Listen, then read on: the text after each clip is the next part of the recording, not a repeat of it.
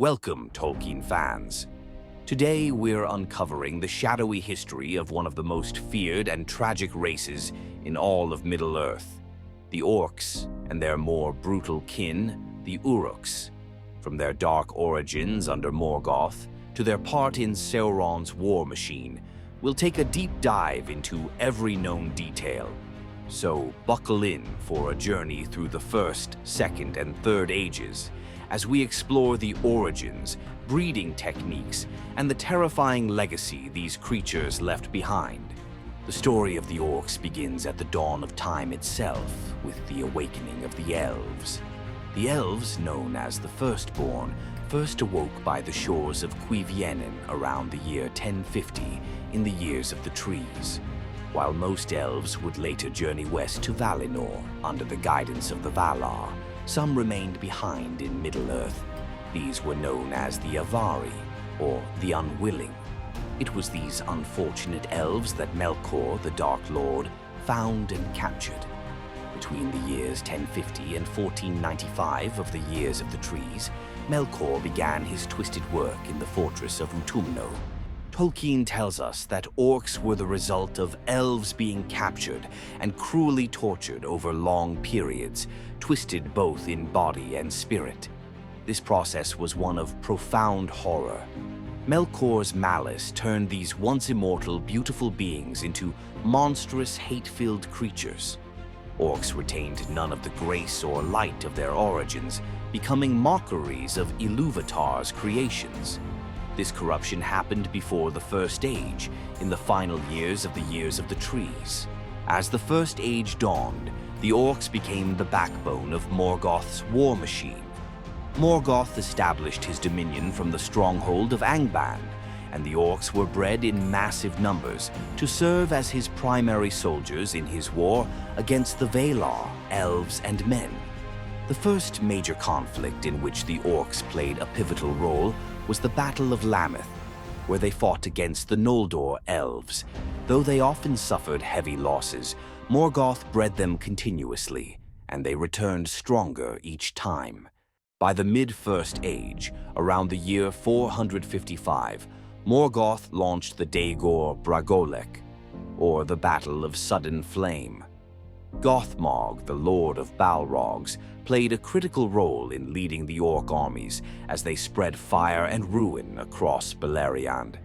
Under his command, the Orcs crushed the elven strongholds, showing their fearsome strength and ruthlessness. The siege of Angband was broken, and Morgoth's forces, led primarily by Orcs, began to gain ground. The Nirnaeth Arnoediad, or the Battle of Unnumbered Tears, in 473 of the First Age, was a turning point for Morgoth's forces, particularly the Orcs. This massive conflict saw the combined forces of elves, men, and dwarves arrayed against Morgoth's legions.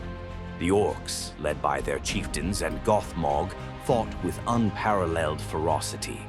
Though the forces of the Free Peoples nearly prevailed, Morgoth's strategic deployment of reinforcements led to a devastating defeat. Thousands of elves, men, and dwarves fell, and Orcs claimed victory in one of the bloodiest battles of the First Age. How did Morgoth maintain such a vast army of Orcs? Tolkien provides hints, though much remains shrouded in mystery. Orcs were bred in the dark pits of Angband, likely using a process of forced reproduction combined with dark sorcery. Morgoth had twisted the natural order to suit his will, speeding up the breeding process and ensuring a constant supply of soldiers.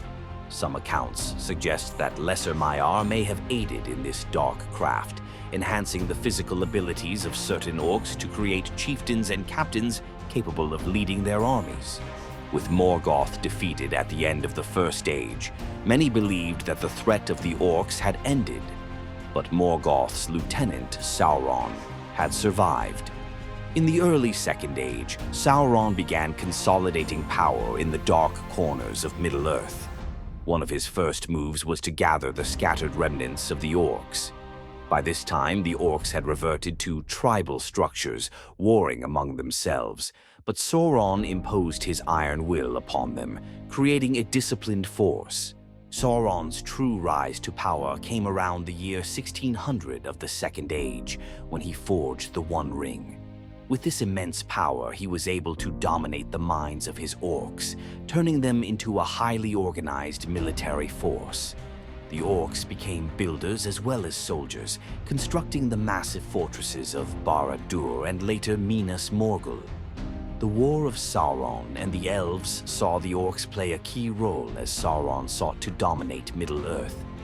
Despite defeats at the hands of the Númenóreans, Sauron always replenished his forces with new breeds of orcs, continuing the dark breeding practices inherited from Morgoth. The destruction of Númenor in 3319 of the Second Age marked another turning point for Sauron and his orcish legions. After Númenor's fall, Sauron returned to Middle-earth and began preparations for his final conquest. Orcs were bred in vast numbers to serve as shock troops in his armies, which would face the last alliance of elves and men. The final confrontation took place in 3441 at the Battle of Dagorlad, where orcs fought ferociously under Sauron's command. Though they were ultimately defeated, Sauron's fall did not mark the end of the orcs. They merely retreated to the dark places of the world, waiting for their next opportunity to rise. The early Third Age was a time of relative peace, but the orcs did not vanish. Many retreated into the Misty Mountains, where they became known as goblins, and others inhabited Moria after its abandonment by the dwarves in 1981 of the Third Age. The orcs in these places grew stronger, largely undisturbed. By 2790, the orcs of Moria had been established as a force to be reckoned with, led by the infamous orc chieftain Azog. Azog, known as the Defiler, was one of the most brutal and cunning orc chieftains of the Third Age. In 2790, he killed King Thror of the Dwarves, sparking the War of the Dwarves and Orcs, a series of bloody conflicts that lasted for 6 years.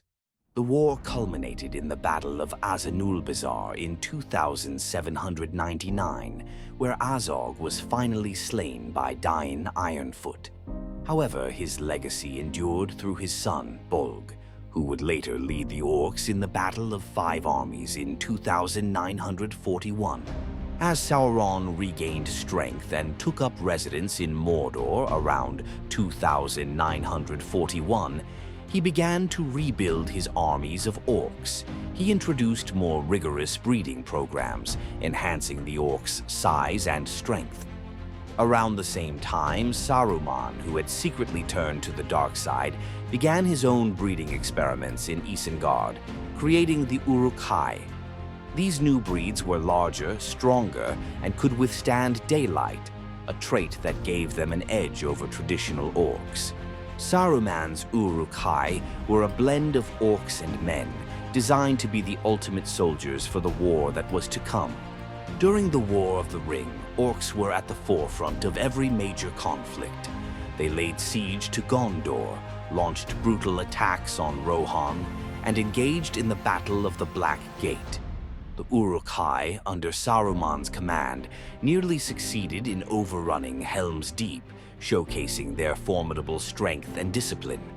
However, the turning point came with the destruction of the One Ring in 3019. Sauron's power was shattered, and with it, the control over his orc armies. The surviving orcs fled into the wilderness, leaderless and broken. Orc breeding in the Third Age became an even darker art under Sauron and Saruman. In Isengard, Saruman's pits bred the Uruk-Hai through a process that combined the traits of men and orcs, utilizing dark sorcery and forced reproduction to create soldiers with superior strength and endurance. In Mordor, Sauron employed similar techniques, using dark magic to enhance the ferocity and size of his orcs. This breeding was a perversion of nature, aimed solely at producing beings of war, creatures designed to be fearless, relentless, and utterly loyal to their dark masters. With the destruction of the One Ring, Sauron's dominion over the Orcs collapsed. Barad-dûr was reduced to rubble, and the once mighty legions of Orcs scattered in disarray. Without the binding will of their Dark Lord, the Orcs became disorganized and leaderless. Many were hunted down and destroyed by the victorious armies of the Free Peoples, while others fled into the remote and wild places of Middle-earth. Tolkien left the fate of the Orcs somewhat open-ended. While their power was broken, it is suggested that Orcs may have survived in the dark and remote regions of the world, living on in diminished form. There is also a theory that some of the original Orc chieftains were actually lesser Maiar who took on Orcish forms to lead Morgoth's armies, adding a layer of complexity to their origin and nature. The shadow of the Orcs, though diminished, was never entirely erased from the history of Middle-earth. And so the tale of the Orcs and Uruks comes to an end. From their tragic beginnings as corrupted elves to their final stand in the Third Age, they were a symbol of the enduring presence of evil in Middle-earth. Although their power was ultimately broken, their legacy is a dark reminder of the corrupting influence of power. If you enjoyed this deep dive into the lore, be sure to subscribe for more explorations into Tolkien's world and beyond.